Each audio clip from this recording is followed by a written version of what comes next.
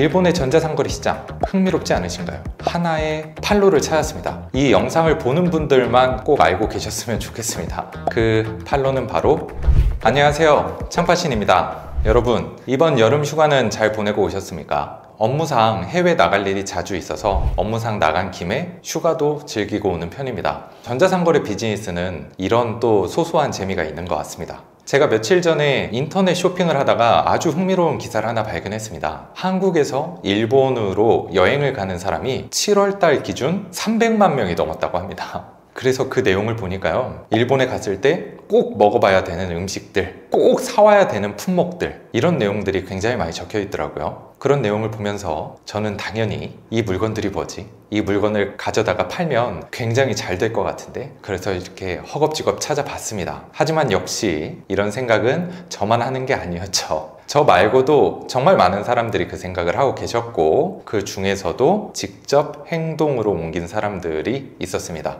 대기업 마트에서 진열되어 있는 물건들을 보면 일본에서 굉장히 유명하고 일본에 여행 갔던 분들이 꼭 사오는 품목들입니다. 그래서 이 품목들은 어쩔 수 없이 타이밍을 놓쳤구나 라고 생각을 하면서 그 다음으로는 또 어떤 제품을 가져와서 팔 수 있을까 계속 고민을 하면서 일본의 거리를 걸었습니다. 그렇게 걷다 보니까요, 요즘에 그 K문화, K컬처가 굉장히 많이 유명해졌더라고요. 그 와중에 뭐 블랙핑크라든지 BTS 사진이 유독 많이 걸려 있었습니다. 연예인 굿즈를 일본에 수출을 하면 어떨까라고 생각이 들었습니다. 그래서 바로 예전에 저희가 거래하고 있었고 인사를 나눴던 SM이라든지 JYP, 많은 연예 기획사 분들과 다시 한번 만남을 가져봤고요. 어떻게 하면 지적재산권에 저촉되지 않으면서 제품을 일본으로 수출할 수 있을까? 다양한 이야기를 나눠봤습니다.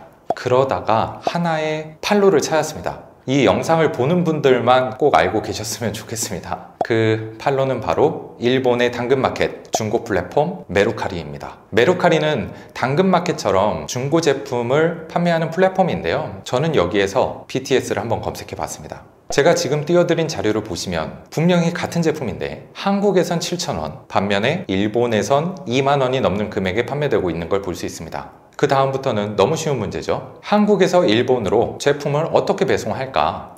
EMS 서비스를 쓰면 되는구나. EMS 서비스는 킬로그램에 얼마인가? 며칠 만에 도착하는가? 그런데 저라면 그 과정도 건너뛸 수 있을 것 같습니다. 궁금해서 메루카리 플랫폼을 한국어로 번역을 해봤습니다. 아니나 다를까 인터내셔널 쉬핑을 지원하고 있었죠. 이런 식으로 국내에서만 판매를 해야 된다는 사고의 틀을 깨야 됩니다.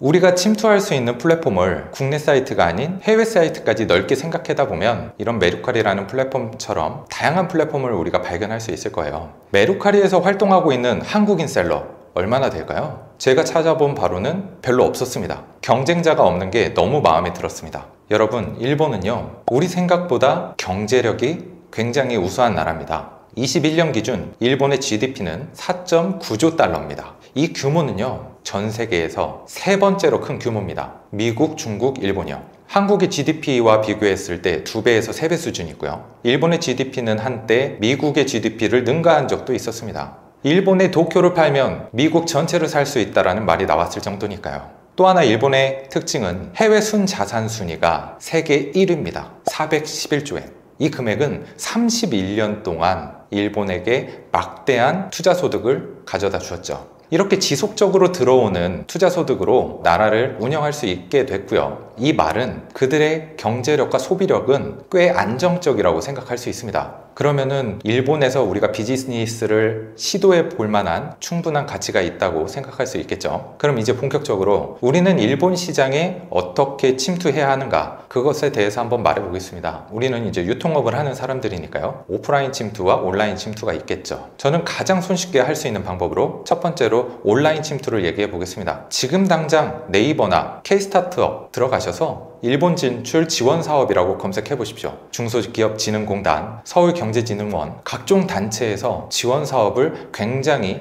많이 하고 있습니다.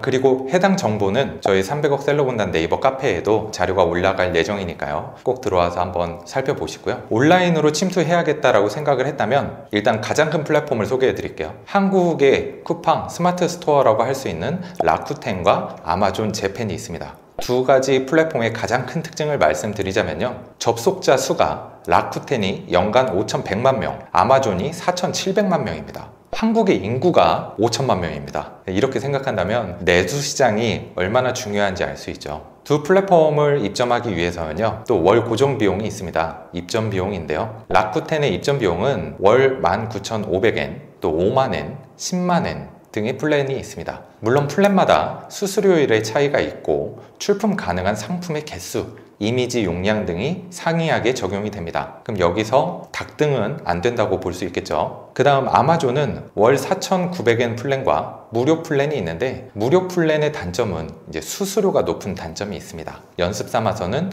무료 플랜으로 해보시면 좋을 것 같습니다. 입점 비용, 여러분들은 이런 입점 비용이 아깝다고 생각하실 수도 있을 것 같습니다. 하지만 제 생각은 다릅니다. 생각을 뒤집어서 해보면 이것들은 경쟁자들의 진입을 막아주는 반가운 진입 장벽이 될 수 있습니다.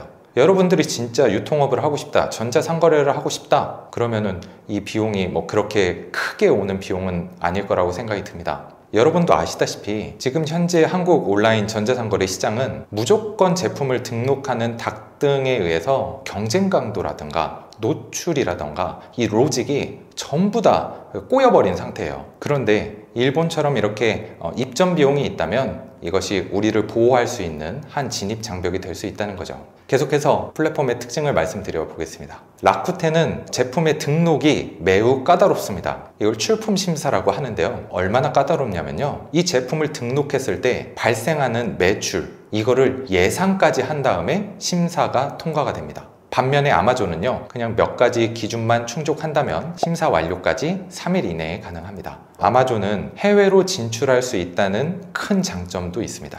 또한 라쿠텐은 전문 상담사, 즉 MD가 있습니다. 하지만 아마존 재팬은 그런 MD는 없고요. 고객센터를 운영하면서 판매자를 서포트 해주죠. 그렇다면 라쿠텐을 공략하신다면 MD를 공략하면 되는 것이고, 아마존 재팬을 공략하신다면 아마존 재팬의 시스템을 이해하는 게 첫 번째겠죠. 그 외에도 여러 가지 수익 구조가 파생돼서 나타납니다. 라쿠텐의 경우에 라쿠텐 카드를 발급하고 있습니다. 라쿠텐 카드는 일본 신용카드 점유율 1위를 차지할 만큼 꽤 영향력이 있는 카드인데요. 이 카드를 사용하면 포인트 적립, 또 다양한 제휴 서비스를 이용할 수 있기 때문에 이것도 수익으로 생각해 볼 수 있을 것 같습니다. 이렇게 끝나면 아쉬우니까 한 가지 더 플랫폼을 소개해 드리겠습니다. 마지막으로 한국의 와디즈 같은 사이트가 있습니다. 바로 마쿠아케입니다. 마쿠아케는 한국의 와디즈처럼 제품을 재고를 놓고 판매하기 이전에 먼저 제품을 판매할 수 있도록 해주는 사이트입니다. 이 마쿠아케로 해서 제품이 일본에서 얼마나 사업성이 있을지, 충분한 매력을 가지고 있는지 사전에 검증을 해볼 수 있는 거죠. 재고 리스크도 없고 팔려야 제품을 준비하는 거기 때문에 여러 부대 비용을 세이브할 수 있습니다. 또한 마쿠아케 같은 경우에도 대한무역투자진흥공사 등에서 다양한 지원 사업이 있으니 꼭 신청해 보시기 바랍니다. 대한무역투자진흥공사는 제가 자주 언급해드렸던 코트라 사이트입니다.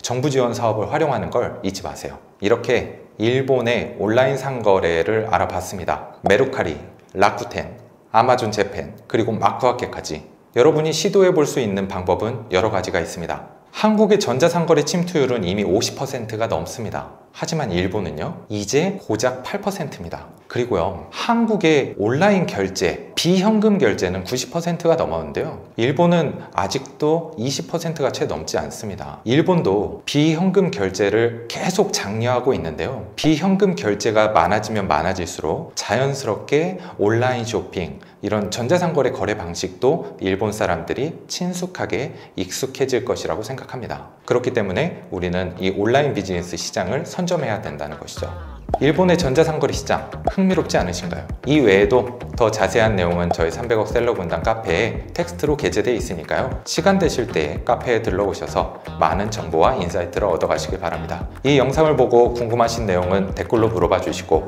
그 외 각자 재미있는 비즈니스 이야기, 경험담이 있다면 공유해 주시기 바랍니다. 주변 분들한테도 영상 공유해 주시고 좋아요, 구독 꼭 부탁드립니다. 더보기란에 링크 클릭하시면 카카오 플러스 친구를 추가하실 수 있습니다. 그쪽을 통해서 더 많은 소식을 가장 빠르게 받아보실 수 있습니다. 감사합니다.